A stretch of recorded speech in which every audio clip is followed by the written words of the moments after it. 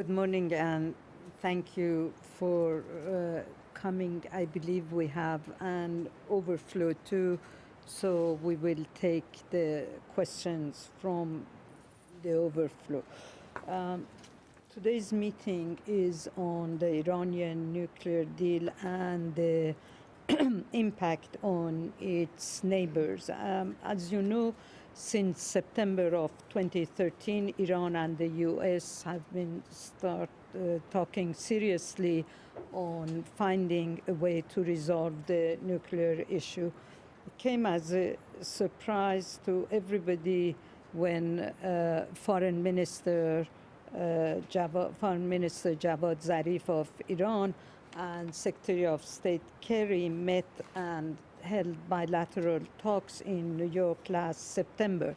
It was even a bigger surprise when we found out that President Obama and President Rouhani had spoken on the phone.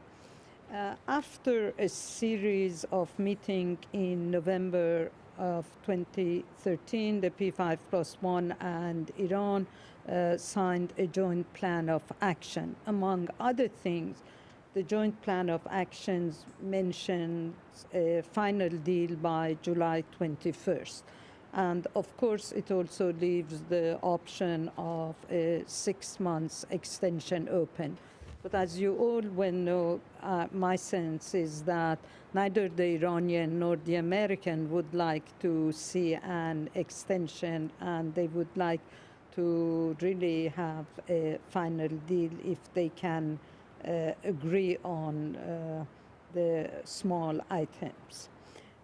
While the discussion between Iran and the P5+1 was going on, there was a sense of unease among Iran's neighbors in the Persian Gulf and total opposition by Israel. As you know, Israel has demanded all along a total dismantling of Iran's nuclear program. The Gulf countries were more subtle and conveyed their concern privately to the U.S. Iran, aware of the concern of its neighbors, sent Foreign Minister Zarif on a charm offensive to the Gulf states, trying to alleviate their concern. And again, Secretary of State John Kerry, also during a visit to Saudi Arabia and a number of the Gulf states, assured them that there was not going to be a change of policy vis-à-vis U.S. allies in the Gulf, regardless of whether there is a deal or not. In today's meeting, we will try and look at the concern in the Gulf states and also look at the economic benefit of a nuclear deal, not only for Iran, but also for its neighbors. Given the current situation in Iraq, we could not ignore what was going on the ground. So we will touch on that too. Marina, you have a very big task in front of you. Marina Ottaway will cover Iraq. We will cover Iran and Iraq in the second panel, and all three of our panelists are Afshin Molavi, who is going to moderate and be a commentator on the panel, as well as Marina Ottaway and Bijan Khajehpour, know the Gulf very well and have written extensively on the region. Unfortunately, Mr. Salahuddin El-Zain, the director of Al Jazeera Center for Studies, Al Jazeera Satellite Network, didn't make it. His visa did not arrive as of last Friday, so that was when we last heard of him. Now, back to our first panel. We are very fortunate to have with us today Abdullah Babood, the director of the Gulf Studies Center at Qatar University. This is the first time you are speaking at the Wilson Center. I hope this will be the beginning of many, many appearances of you in the future. We have distributed the bios, so I will leave it at that. And of course, to my left, we have David Ottaway, who is a senior scholar at the center, a prolific writer, and look at his bio and you will see what a fantastic CV he has. As I said, we have an overflow and we'll take questions from the overflow too. You have the floor. We go with you. Thank you very much, Hala, for this introduction and for inviting me, and thank you and your team for inviting me here. It's a real honor and a pleasure to be with you in Washington, D.C. And as you said, this is my first time. I hope it won't be the last. And I want to thank all your team for the kind organization for everything. So the trip was fine, and the hotel is perfect. And I was even picked up from my hotel lobby to come here, so I couldn't get lost on the way. Okay, my task is to talk about the Gulf Cooperation Council, the state of the Gulf Cooperation Council, and their reaction to the Iranian, U.S. or rapprochement, or the deal, the nuclear deal as it's known. I think before I talk about that, it is important that we remember that the Gulf states, that is the Arab side of the Gulf, have created their own regional organization called the Gulf Cooperation Council, which was created in the 1980s. A lot of cooperation and coordination has been achieved within this council. A lot of economic cooperation. They moved from a free trade area to a custom union to a common market. And there are also hopes that they will move on to a common currency and maybe economic and political union. So that's on one hand. On the other hand, you have these states are also different states. Some of them are very small and vulnerable. And they are very jealous about their own sovereignty. So to move on to areas where they can cooperate, especially in political issues and foreign policy, it has proved to be more difficult than anticipated. And this is not new. Europe has found it as well. Regional organizations and regional groupings have found that the more you move up in the integration ladder, the more difficult it becomes. So, saying that, we have 6 different states with almost 6 different foreign policies. So to say that we have a GCC policy, I think it is an overstatement. Now, of course, there are ways that they can coordinate their policies and work together. And sometimes they have shown that they can work together. But in many cases, they've shown that they don't work together. And the recent crisis in the Gulf, the withdrawal of the ambassadors from Doha, is an example, of a living example of how difficult it is to coordinate foreign policy. As you know, Saudi Arabia, Bahrain, and the United Arab Emirates recently withdrew their ambassadors from Doha in an attempt to show that they were unhappy with Qatar for foreign policy making. So that is, in a way, to explain that when we are talking about the Gulf states, we have to be careful that we don't lump them together as one group. But at the same time, we'll keep talking about them as a group with that proviso that they are not necessarily one group. The other issue about foreign policy making within the Gulf states is it is very personal. Foreign policy making anywhere else in the world, not only in the Gulf states, is at the hands of the very few. And when it comes to the Gulf states, that few become even fewer. And sometimes you're talking about 1 or 2 people making foreign policy. So in that sense, the way that decisions are made are and not necessarily the way that they are made in, say, a democratic country. The whims of the king or the emir or the leader becomes more important. And his own perception of what goes around him. Another issue that we have to consider when we're talking about foreign policies in the Gulf is that they are very personal and very subtle. They do not like to, to go to the media and take the limelight of their foreign policies and so on. It's all based on very subtle personal diplomacy, very much akin with the culture of the Gulf people. So that as a background, what happened with the deal? Why, how are the Gulf states looking at the deal? Well, in a way, the deal has been a challenge to them in many senses. One is that the negotiation took place secretly between the United States and Iran. The negotiations that finally led to the deal. So there were some secret talks going on between what the Gulf states consider as their most important ally in the region and the guarantor of their security, and what they consider as an enemy on the other hand. So that itself was a big a challenge for them, and maybe a slap on the face to some of the leaders in the Gulf.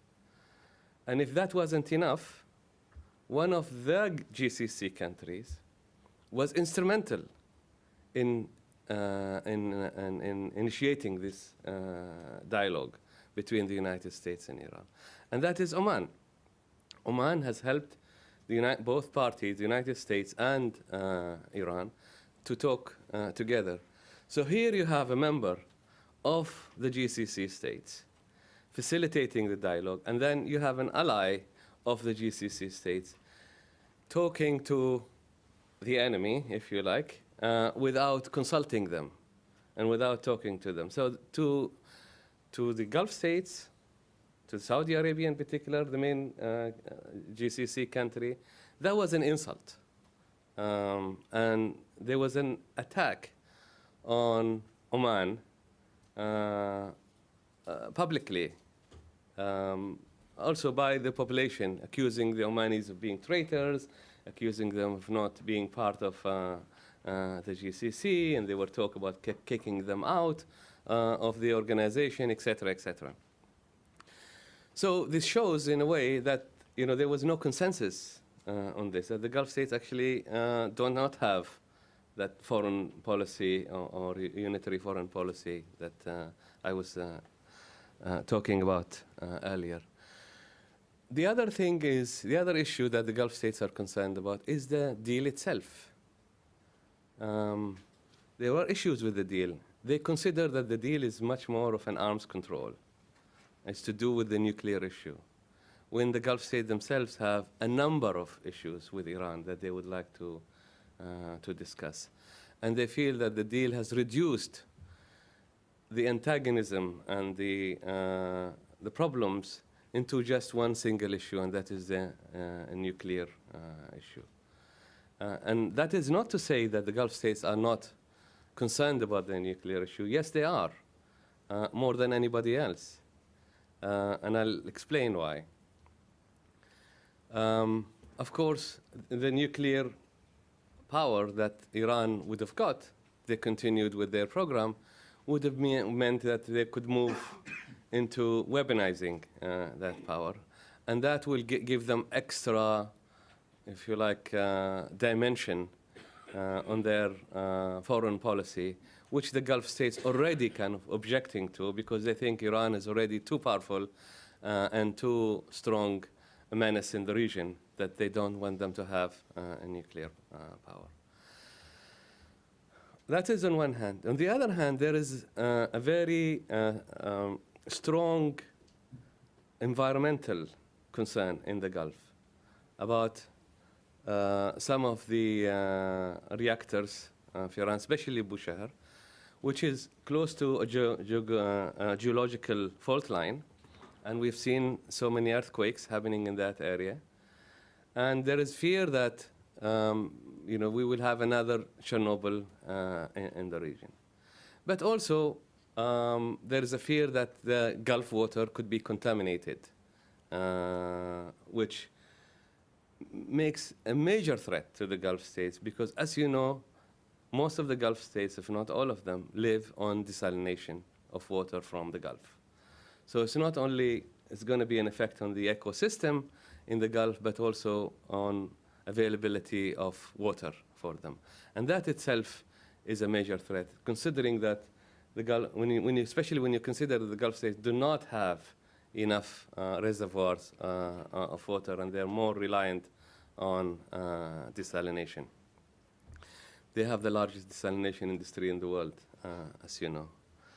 So that is, those are some of the concerns. But also, one main concern from the Gulf states is that when the negotiation took place in secret, it ended up within an agreement between the P5+1 and Iran. And despite the fact they were the party that had more grievances on this and more concern, they were not invited. They were not on the table. And that itself is, of course, another concern to the Gulf states, that their concerns are not going to be discussed on the table. So all what the United States and the P5 wanted was just to create an arms control and stop the Iranian nuclear program or curtail it, but they're not concerned about all the other issues that the Gulf states have, and those are many. And I'll come back to that and talk about the concerns. But also, when you consider all of this background, that for the Gulf states, the timing was very wrong. The timing of the deal. And I'll explain that by saying that it came at a time when there is a great upheaval in the region. The Arab Spring, or what was left of it, has created a great challenge to this status quo monarchical system that is in the region. The whole Arab regional system had collapsed. Countries like Egypt, which is a major ally of the Gulf state, has not only changed and Mubarak was lost, but also it went into the hands of the Brotherhood, which the Gulf states consider us now as a terrorist organization or an enemy. They were also quite concerned with the way that the US reacted to the Arab Spring, that they let an ally like Mubarak fall, and Zain al-Abidin bin Ali in Tunisia. So this background, if you like, shows you how the Gulf states were already concerned about what was going on. And the Arab Spring has not just made changes, tectonic changes around in the whole region, but it also affected them. We had uprising in a number of Arab countries, whether it is on the streets or virtual. No Gulf states was saved from that. And it was more apparent in Bahrain and Oman and Saudi Arabia. So that is, if you like, another reason why they were concerned. And their concern was even more profound when they heard and knew about the intention of US withdrawal from the region, from Iraq, from Afghanistan, but also the US policy of pivot towards Asia. And this comes, of course, at the background of the defense cuts that they hear about what was happening here in the United States.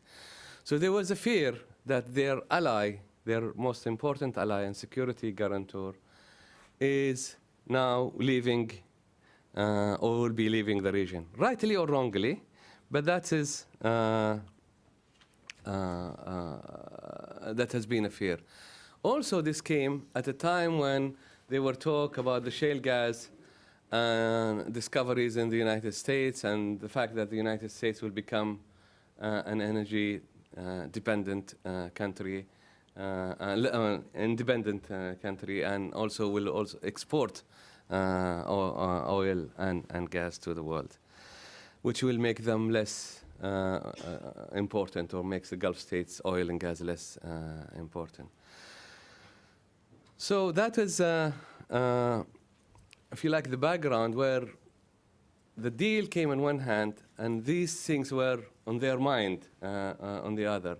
So there was a fear that the United States and Iran will strike what was known as the grand bargain, where the United States will bring Iran back to normalcy of relationship with the world, and maybe use Iran in a new geostrategic rebalancing that the United States used to at least once had, when you had Iran on one hand and Saudi Arabia on the other, the twin pillar policy that was there.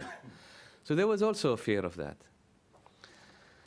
And when you consider how reluctant the United States were in terms of interfering in Syria, and the bluff that was made, and so on, all of this adds to the fears that the Gulf states, that the United States is leaving the area, that the United States is less concerned now with the area, and therefore they want to create a good relationship with Iran and make Iran as one of the security partners in that.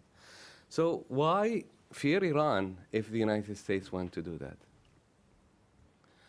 Well, Iran and Gulf relations have had ups and downs for a very long time. Even during the Shah's time, there were many, many issues. But at that time, it was managed by either the British or the US, who were controlling the region. And you can see that immediately when the British withdrew, the Iranians, at the time of the Shah, they took over the 3 islands from the United Arab Emirates. And that is one of the challenges. There is historical claim, etc., but that is a fact, that there was an invasion of the islands. The other thing was a major challenge for them is, of course, the Islamic Revolution in Iran. Islamic Revolution has not only changed the status of Iran. Iran itself had, the Gulf had an issue with Iran trying to understand it. Is it a nation state? Is it an imperial state? But with the Islamic Revolution, it created another dimension. Now we have a revolutionary state, and a state that wants to spread its ideology in the region, immediately calling for the downfall of the monarchies in the Gulf. And that's how the Gulf states, from the other side, view Iran. They cannot understand what Iran is, what kind of state it is. Is it a nation state that is just trying to serve its best interest, national interest? Or is it an imperial state that has imperial ambition? Or is it now an ideological revolutionary state that wants to change the world and change the region as well? So that itself perplexes them. They do not understand how Iran wants to act. And also, the fact that Iran supports the Shia population in the other side of the Gulf creates a problem for them, especially in Bahrain, but also in Kuwait and in Saudi Arabia. So to say that this relationship has been good during the Shah's time, I think that is wrong. I think it was contained. There is always this kind of antagonism between the two sides of the Gulf. Unfortunately, you have a divide between Arab and Persian. You have a divide between Shia and Sunni, on the other hand, and this still looms large. It hasn't changed much, unfortunately. Now, of course, there is a fear from this when they see that Iran, there's a fear from Iran when they see that Iran has not been contained because of the sanctions. In fact, if anything, it has spread its wings around them. And they see that themselves, they've been encircled by Iran. the Shia Crescent or whatever it's called, has become, in their view, a reality. Iran has taken over Iraq. And this is from their perspective, from the Gulf states' perspective, and it's spread over to Syria, and spread over to Lebanon through Hezbollah, and spread over to Palestine through supporting Hamas and Jihad. So that is on one side, if you like, from the north. From the south, they see that Iran is spreading towards Yemen and the Red Sea, in Sudan, etc. So they see that they have been surrounded by Iranian influence. And that, of course, scares them when you consider these countries are very small and also very vulnerable. And when they see that Iran is spreading its wings, and they see that the United States is thinking, rightly or wrongly, of leaving the region and leaving it behind, and they think that there's going to be a deal where Iran will triumph on the region, and given the fact that they consider that Iran has hegemonic tendency in the region. So this, in a way, scares the Gulf states and get them to think about the deal as not something that they would like, at least in its existing form. Now, politically, they've been very clever in saying that the deal, that they supported the deal publicly. But in fact, they don't. And when I say don't, I don't mean all of them. Of course, Oman has been instrumental in this. Qatar has a very good relationship with Iran, as you know. And they have economic relationship because of the gas that they share, the gas field. Kuwait recently, the Kuwaiti Emir had been to Iran and signed an agreement of cooperation. The United Arab Emirates, which also says that they have a grievance about their islands, they were one of the first people to go to Iran and also created an economic committee for cooperation. So what is left is basically Saudi Arabia and Bahrain. So we can see that there are different dimensions of looking at the Gulf states and different policies. Saudi Arabia, of course, welcomed the deal publicly, but I think the Saudis fear inside them that that Iran may come stronger out of this.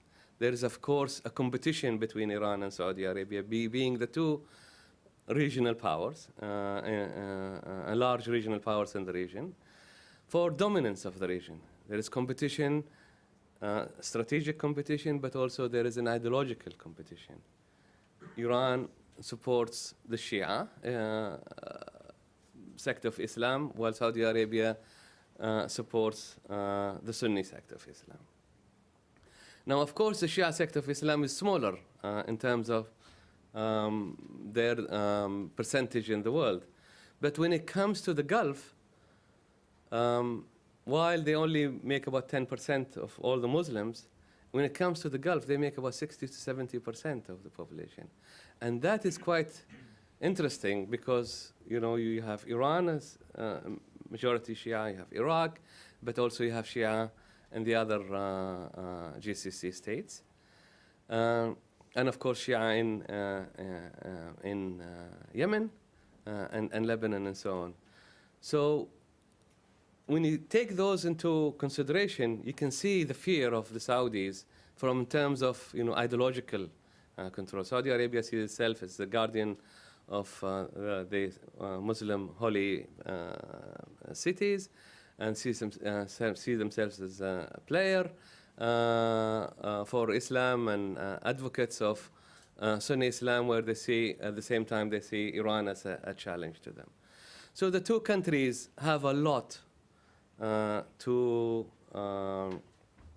argue about, and the nuclear deal itself is not the only issue when it comes to the Gulf GCC-Iran relation. It's just one of many, but it's the epic of all the difficulties that they have there. And I think I'll stop there. Thank you. Thank you very much. You really gave us a tour d'horizon and opened a lot of questions for us. We'll now turn to David and Saudi Arabia. Perfect endings. David, Well, pick up. Abdullah has sort of set the ground in the general, relationship between the six GCC and Iran. I wanted to start by where he was leaving off about the history of this intense rivalry between Saudi Arabia and Iran, and just to remind us of what's been going on between those two since the Iranian Revolution.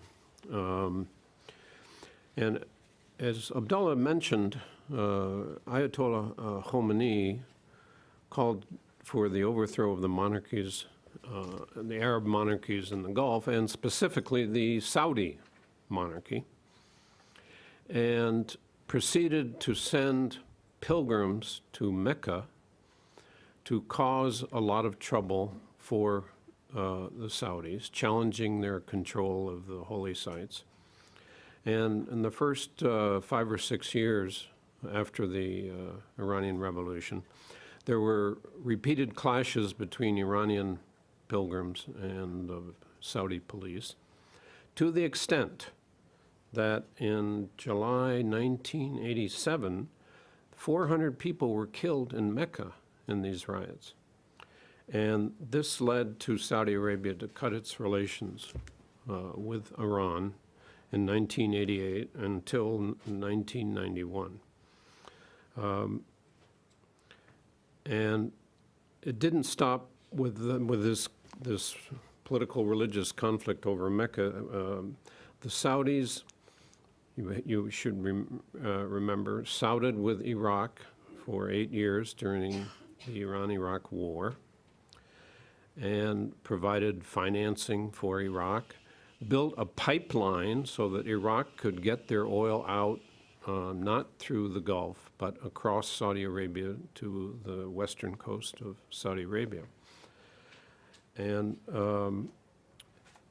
during the war, we've all forgotten this, but I had vague memories of writing about it.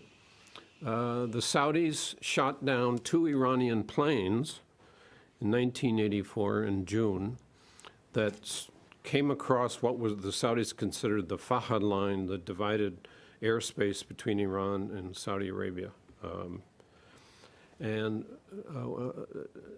shot down 2 Iranian Phantom jets. This tension continued in the 90s, and the Saudis blamed the Iranians for the bombing of the Khobar towers in 1996, June 1996, in which 19 Americans were killed and over 400 others were wounded, both Saudis and Americans. And the Saudis had very good intelligence about who was involved and who had been behind it, and blamed the the Iranian intelligence people for mounting the attack, training the people in the Bekaa Valley of Lebanon, and had a lot of information about the Iranian involvement, which they never released because they used it as kind of leverage over Iran, that if they did it again, they would release the information. And I know about this because I was writing about it, and Prince Bandar, who was the ambassador here, was telling me about this whole relationship with Iran over the Khobar Towers incident. Nonetheless, it's certainly noteworthy that there were a number of attempts to get a dialogue going between Iran and Saudi Arabia, particularly the presidency of Rafsanjani. And that was 1989 to 1997. And there was talk that he himself would go as president and visit the kingdom, which didn't happen before he left, but it happened shortly after Khatami came in. He went to Saudi Arabia in 1999. Apparently the first Iranian president to visit since the revolution. And Crown Prince Abdullah had gone before that to Tehran. So there was an attempt in the late 90s to get some sort of dialogue going between the two countries. And Rafsanjani emerges as really the figure that King Abdullah appreciates the most. And he went at least 3 times to Saudi Arabia, in 1998, 2008, and 2010, usually for these interfaith dialogues that were held in Mecca. But there was also political content to these dialogues between Saudi Arabia and Iran.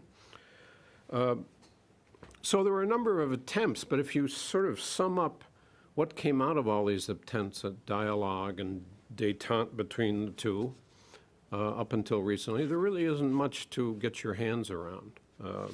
Some cooperation on oil issues and oil pricing, but you know, it was all ad hoc and nothing seriously came out of it in terms of better relations between the two sides. But I mention all this just to remember how much baggage is in this relationship between Iran and Saudi Arabia when it comes to talking about détente or you know, so even getting a dialogue going. Now, what's been going on more recently? On May 13th, the Saudi foreign minister formally invited the Iranian foreign minister, Javad Zarif, to come anytime he wanted to Saudi Arabia. But Zarif on June 3 said he could not visit at the time that the Saudis had proposed, which was actually when the negotiations between the P5+1 were last week going on in Vienna. But so the invitation is out there, but nothing's happened. And from my point of view, just looking at this, going back and forth, it's more like talks about talks so far, because the Saudis, I think, want to know, what do we get out of this? What are we going to discuss? The Iranians are pushing for a discussion of Yemen, which the Saudis don't want to get involved with, because it's like agreeing that the Iranians have a role to play in Yemen, which in fact has become true, although it didn't used to be, but bothers them enormously. And so they've been arguing over the agenda. What are we going to talk about? And the Saudis want to know, what are we going to get out of this, these talks? And they have not been able to agree on a time. And another thing that's interesting to me, this whole initiative to get dialogue going in the last few months really started with Rafsanjani. But Rafsanjani has not been invited to come to Saudi Arabia because I think the Saudis want to deal with somebody who's in office and in power and perhaps have some authority. Where Rafsanjani, yes, he has authority, but he's not part of the government. But so Rafsanjani's visit has kind of fallen to the side. Now, the issue here is détente. What does détente mean to the Iranians? What does it mean to Saudi Arabia and the GCC? And how does this relate to what the U.S. is up to with Iran? The U.S. is quite clearly urging the Saudis to do the same thing they are trying to do, which is to have an opening to Iran. And I think we've already begun to see, and Abdullah has talked about the visit of the Kuwaiti Emir to Iran. We've already begun to see the GCC states and even Saudi Arabia reacting defensively to the American opening to Iran and the prospect of some kind of détente between the United States and Iran by, moving, trying to have their own opening to Iran. so they're not left behind if indeed there is a breakthrough in the nuclear talks that leads to some kind of rapprochement or closer relationship between Iran and the United States. I frankly am pretty skeptical that there is going to be any détente, that it means anything between Saudi Arabia and Iran in the coming months or years. Although, you know, we're all surprised by what's happening in the Middle East these days, so you can't totally exclude the possibilities that there could be an improvement in relations. But on the whole, I think rather than moving towards a détente, the Iran and Saudi Arabia the rivalry between the two of them is peaking in Syria and now in Iraq. And I can't think of a more difficult time to try and have a détente between Saudi Arabia and Iran than at this particular moment.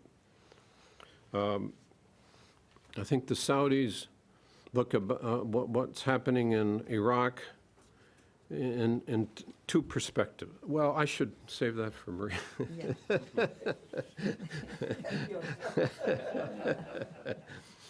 But basically, they see it as a Sunni intifada in Iraq.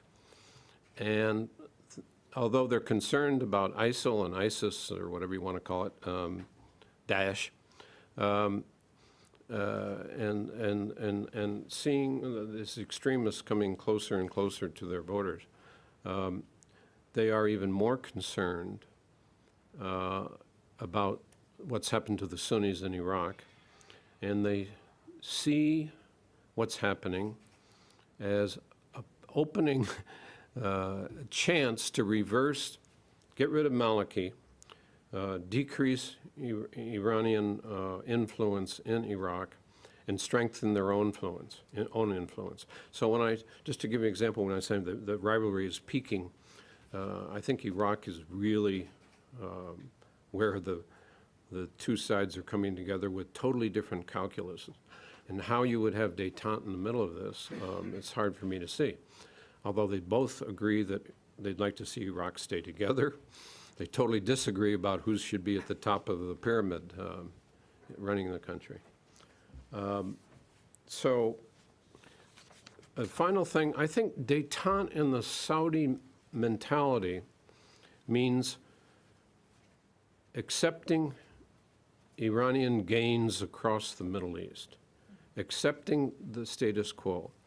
And the notion of détente, while in the West we think, oh, this is good, I think they fear it and they oppose it for all the reasons that I've been discussing, not to mention Syria, which is another reason they don't want the status quo to survive.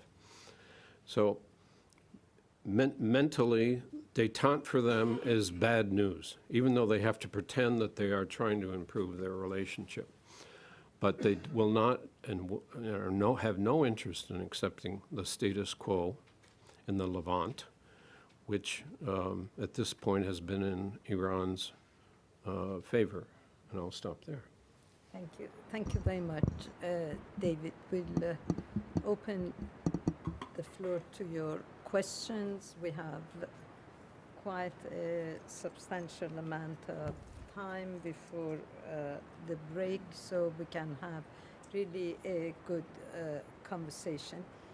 Let me put a question. First of all, please don't, if you can, don't ask any question about ISIS, Daesh, ISIL, whatever, Iraq, and leave it for the second panel. So the first panel we deal with, as you heard, Saudi Arabia and the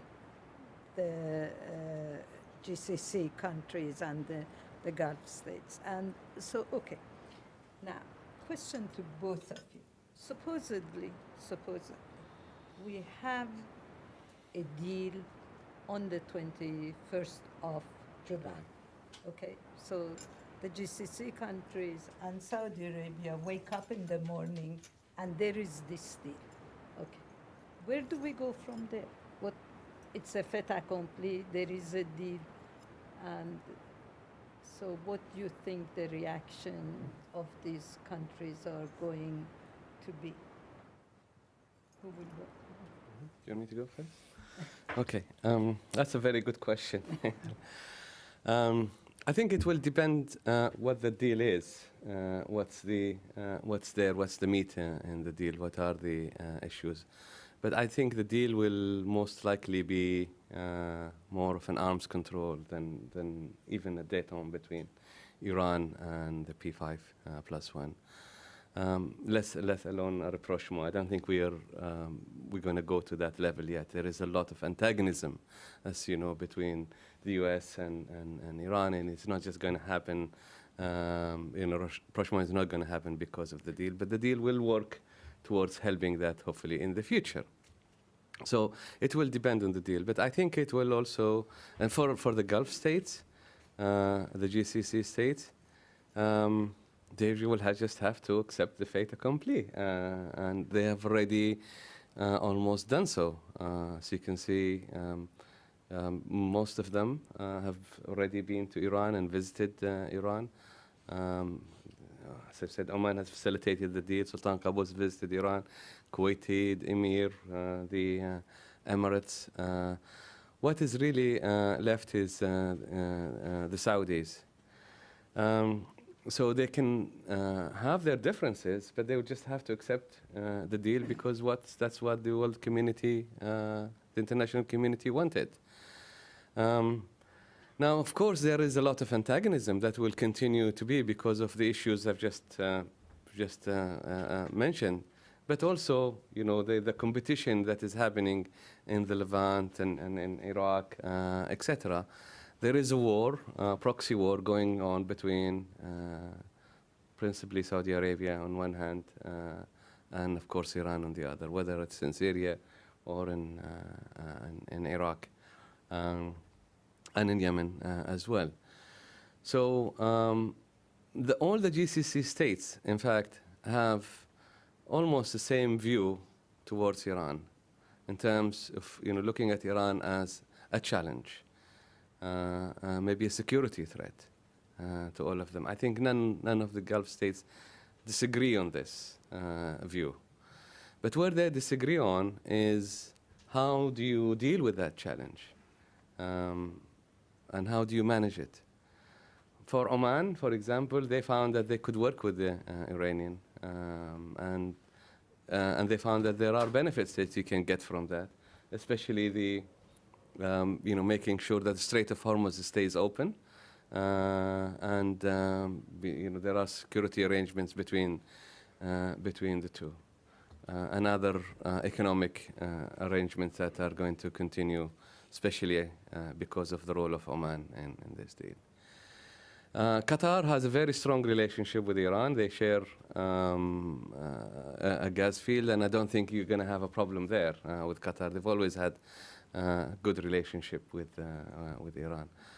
And to a certain extent, the United Arab Emirates and Kuwait now needs more energy. I know I'm delving into your area, but I think energy is going to come to play a very important role in the future.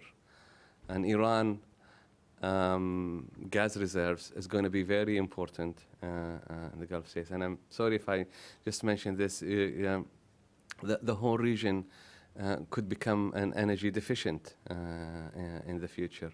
Kuwait started importing gas. The Emirates are getting gas from Qatar. Oman is now getting gas from Iran.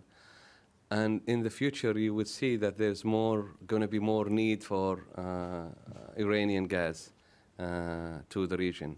And maybe this is the sectoral issue that is going to bring the region together. Like what happened in Europe, you have the coal and steel community that brought Europe together. And then you had a spillover from that sector to other sectors. And hopefully, maybe this is something that would do it in the future. I think, just to sum up here, I think that there are issues that both Iran and the Gulf states, particularly Saudi Arabia, can work on. One of them is, of course, the challenge of energy, gas, but also the challenge of other oil becoming available in the future. They need to manage this through OPEC. The challenge of sectarian divide in the region, because although they are both fueling this in one way or the other, whether formally, institutionally, or privately, it is going to come back to haunt them. And Al-Qaeda is an example of this. So I think they will have to try and find ways to work together. The other thing that they need to work on is they're spending a lot of time, a lot of energy, and a lot of money on arms that both sides of the equation are building. There's, of course, Iran under sanctions, but you can see how much has been spent on arms in Saudi Arabia and the other Gulf states. Billions of dollars that could go into some regional development. And given the challenges that are coming from the population, from the expectations of the people, there will be more interest to devote this to development rather than stockpiling of arms. So that is, I think, another a challenge that they will help them to work on. So I think there are, despite all the bleak picture that we've just painted, and of course antagonism, all of these issues that they disagree upon, they can leave it on one side, and it's not normal in international relations, and find ways to work together, to cooperate together, because the situation now is so dire in the region and so difficult that the countries need to work together, and they can only solve those problems through cooperation. Thank you. David, you wear your hat. My of Saudi Gulf hat, and Saudi. my Saudi hat says the day after the agreement, there will be some general Saudi statement, you know, welcoming the agreement. But that's not really what they think. They're really going to hope that the hardliners in the United States and in Iran shoot down whatever agreement is reached, which is a very good possibility, because it's going to be a gray area agreement, and I'm sure there'll be something to attack it on, first from the Israelis and then from the hardliners in the U.S. Congress and the hardliners in Iran. And the Saudis will secretly or privately hope the agreement is not approved by either side, or one side or the other, so that this will force the United States to take a tougher line towards Iran, which suits the Saudis just fine. And so that's what I think the Saudis are how they're going to play it, in answer to your question. David, you said they will hope that the hardliners on both sides will shut it down. I'm sure they won't tell the American ambassador after the WikiLeaks about cutting the head off the snake. Being very careful. Yes, please. Can you wait for the mic and identify yourself, please? Mic, please.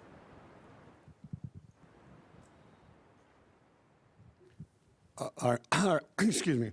I'm Armin Choksi. I have two questions.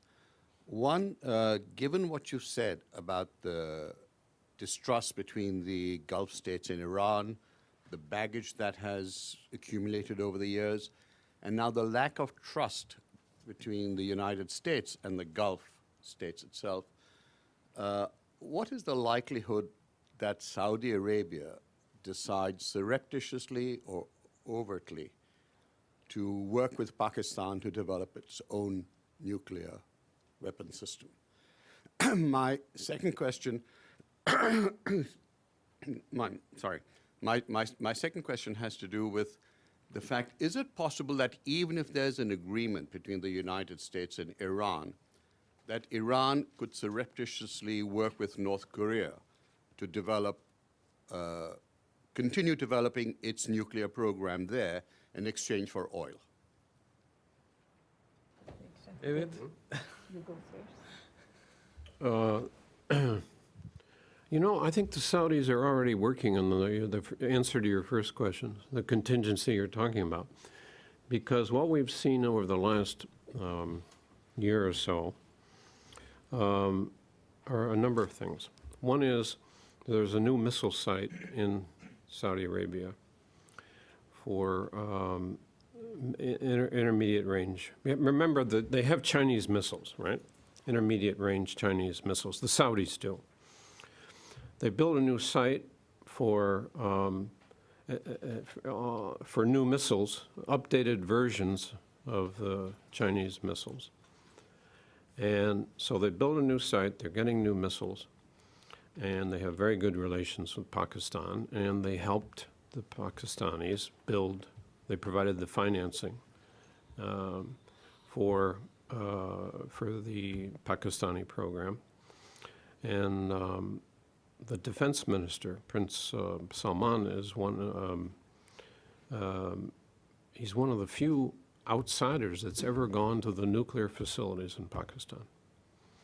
So my feeling is that if it really comes to a showdown, or that the Pakistanis will lease a few warheads that can go on the Chinese missiles to counter the Iranians.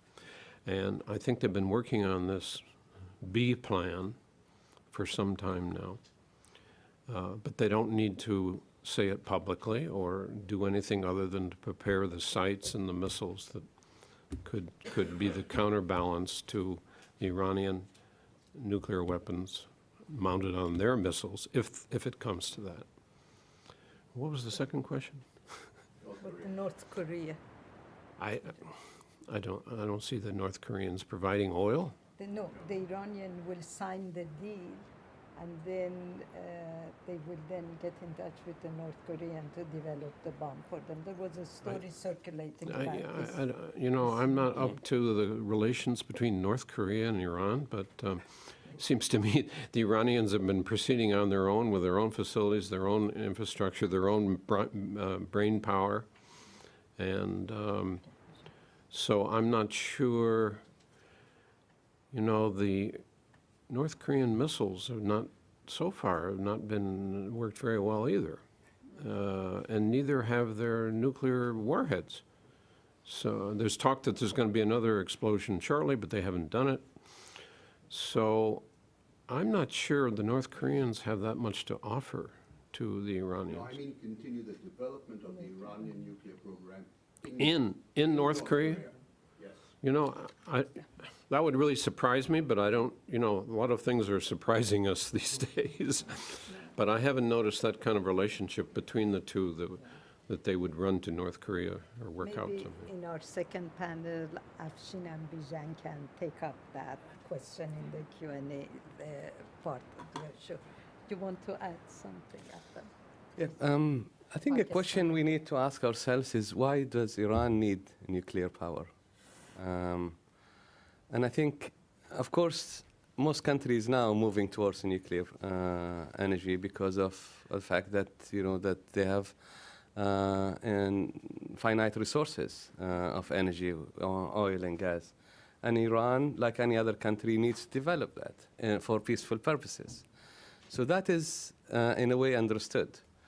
But if we were accusing Iran of going beyond that, then there are other reasons why Iran, in my opinion, want to do that. And that's the fact that Iran has the only regime in the world that is Shia, through the Vilayat al-Faqih. And this regime is being threatened, and it's being threatened by the United States.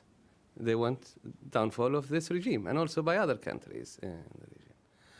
And therefore, you can see why Iran wants to protect itself. It's also been surrounded by nuclear powers. But I think if you take that away, the threat of the downfall of the regime from Iran, I don't see why Iran would want to have a nuclear power. I may be completely wrong. Maybe there are other reasons, but I don't see why they want to weaponize the program. Now, why would also Saudi Arabia want to have this? I think, yes, you can say that they want to balance off the Iranian power. But nuclear, the nature of nuclear weapons is that it's the weapons of last resort. And when are you going to use it? It can become a liability towards you. It might even if we assume that Iran develops nuclear power, is it going to start attacking the region and, or so on, or it could even become a more responsible country in the world? And there are, of course, people who would say that. Say, why stop them? Let them have it, because that will give them the confidence that they could, whether we agree with that or not, but that's one view. So I think to think that, that the two countries will escalate towards nuclear power, I think it's a bit premature. I don't think they would. I think each one of them is trying to find a way out. Of course, they're all developing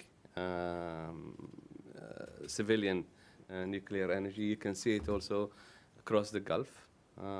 Even at the GCC state, it was agreed that it will be developed throughout the GCC region, and you can see that United Arab Emirates started, Saudi Arabia, etc., but for civilian purposes. But to actually buy the bomb from Pakistan, which has been in the news for a while, or from North Korea, I think that's far-fetched. Barbara, please wait for the mic. Mic, please.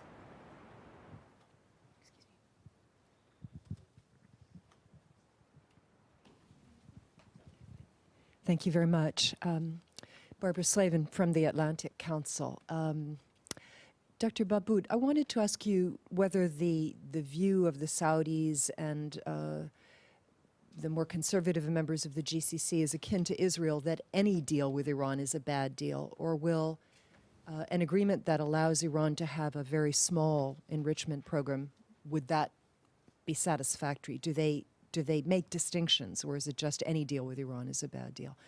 And David, for you, one question I've always had in my mind is how the Mujahideen Halq manages to continue its activities, and I know they have their own sources of funding. But what do you know about the relationship between elements in Saudi Arabia, particularly their intelligence service, and the Mujahideen? Are they in cahoots? Do you expect that this relationship would deepen in an effort to smear any agreement to make it certainly easier for the hardliners in the United States to reject an agreement? Thank you. Let me add a question from the follow-up to Barbara's question to you. The question is, what role can Israel play in the big picture?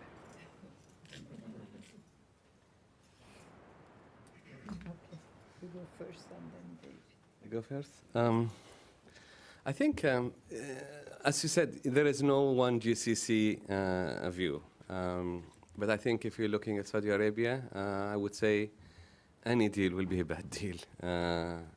But I think they would still accept that certain amount of enrichment goes on, as long as it stays within the internationally accepted standards, if you like, 5% or so on.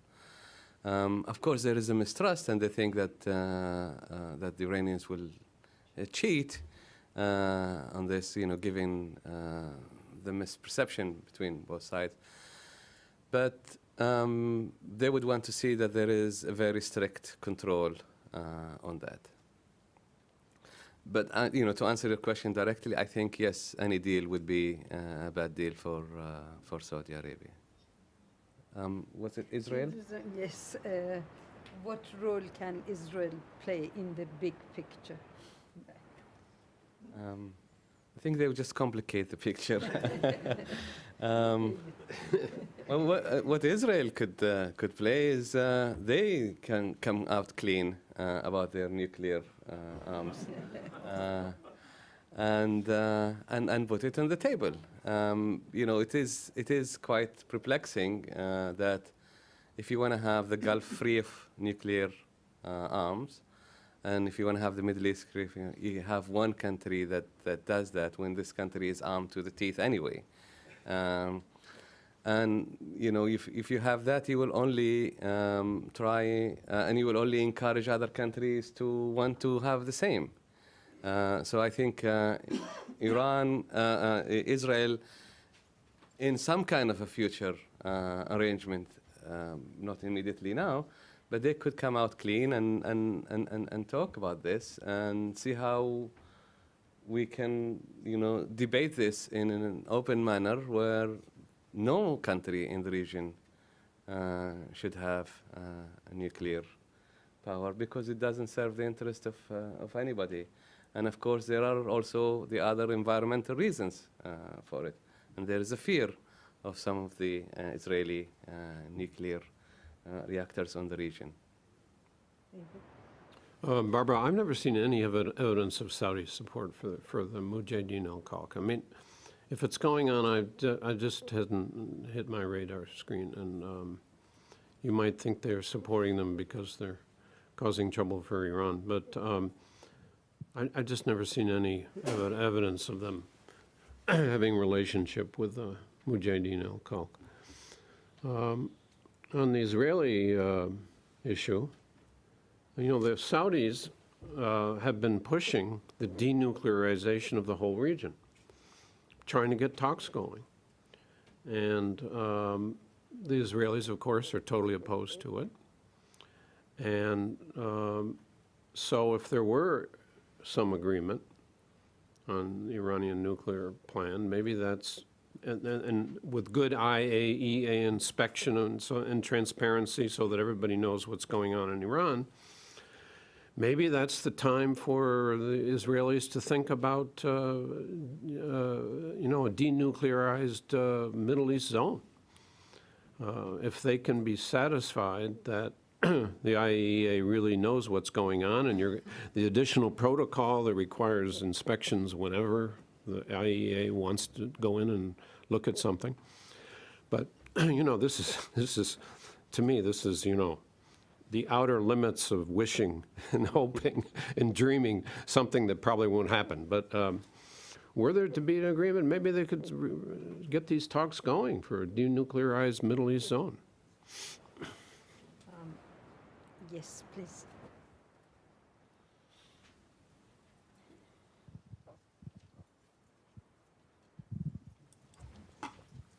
Hossein Shahbazi with Webster University. I have a question for Dr. Babood. First, I'd like to see how you'd react with the grim assessment of Mr. Ottaway about possible reconciliation, or what he called it, detente, between Iran and Saudi Arabia. Is there any way out of it, or you just see this is pretty much not possible as he described it? Secondly, in the United States, there are former officials who come and say that one of our problems is that we do not communicate with the Saudis officials about, they find the lack of communication more than the content of the disagreements that Saudis have with the nuclear deal.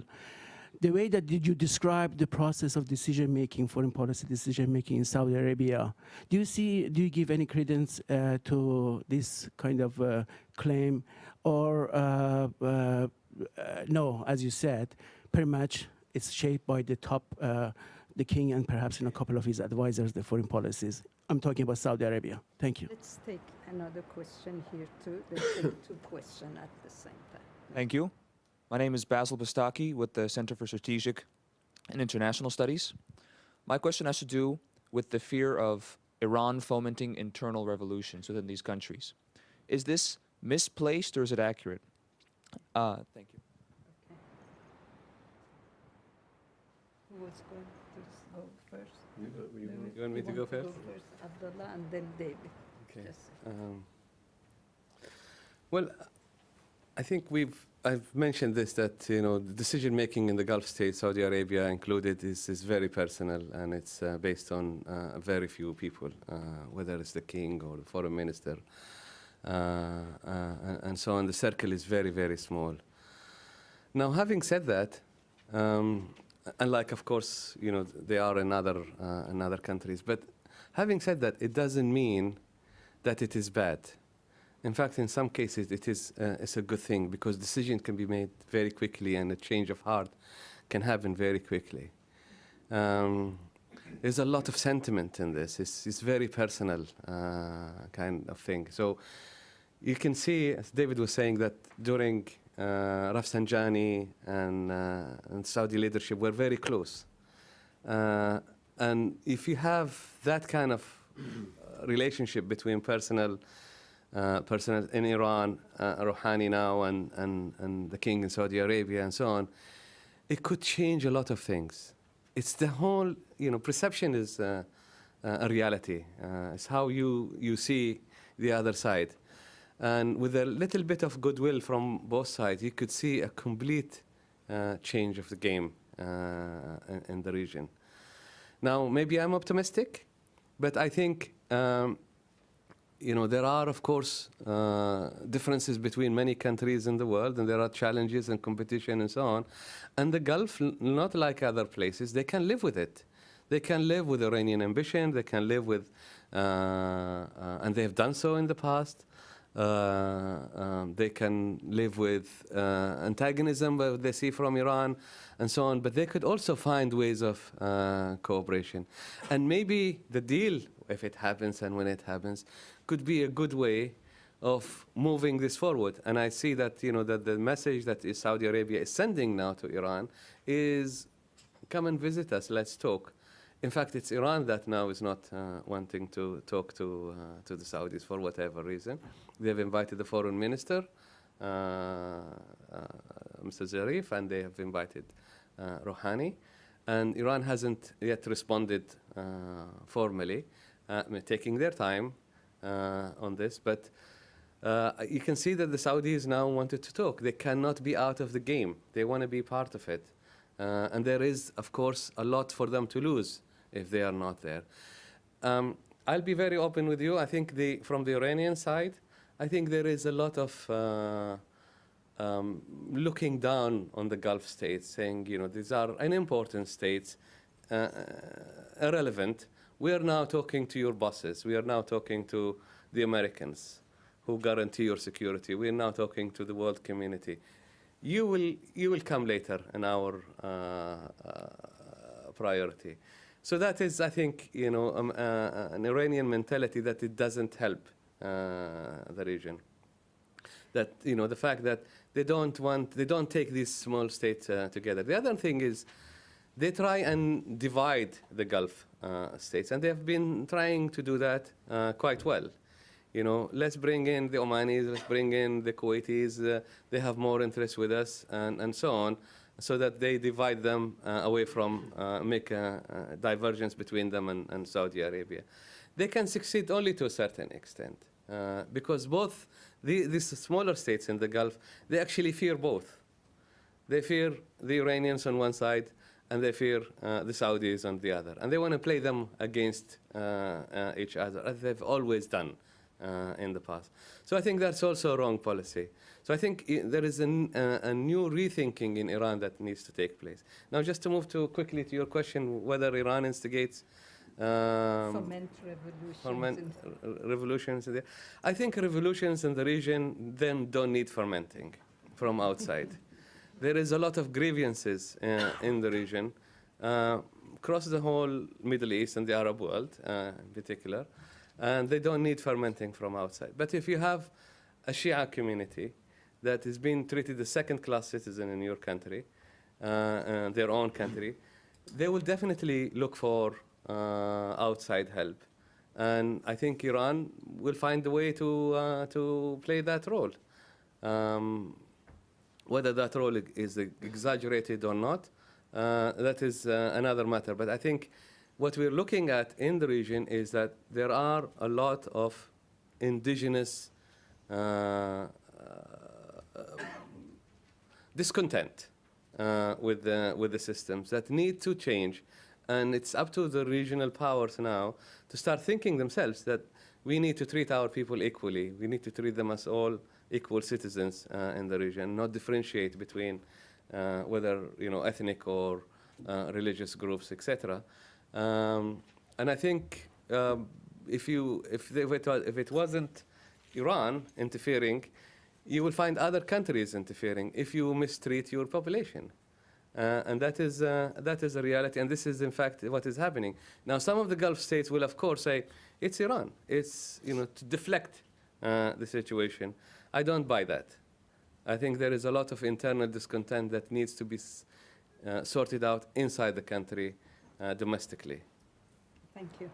David, last question for this session, but from the overflow. What role can China play in the big picture? Well, I mean, China gets a lot of oil from Iran. There's been a lot of discussion about when will China play some kind of role in guaranteeing the security of the Hormuz Straits and the shipping out of the Gulf? Because right now they're riding on the backs of the United States and the Arab Gulf states that are trying to provide protection to keep the Hormuz Straits open. But China has not wanted to play any kind of military role. And there's a lot of talk and discussion about when will they get involved in providing some kind of international.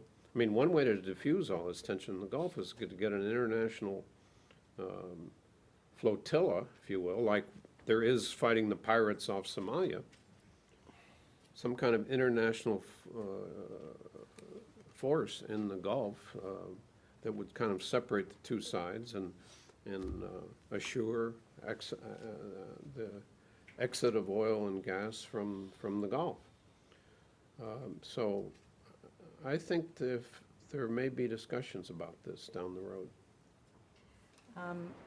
There is another question from the overflow which deals with Iraq. I'm going to pass it on to the chair of the next meeting. We are going to take a 7-minute coffee break, please.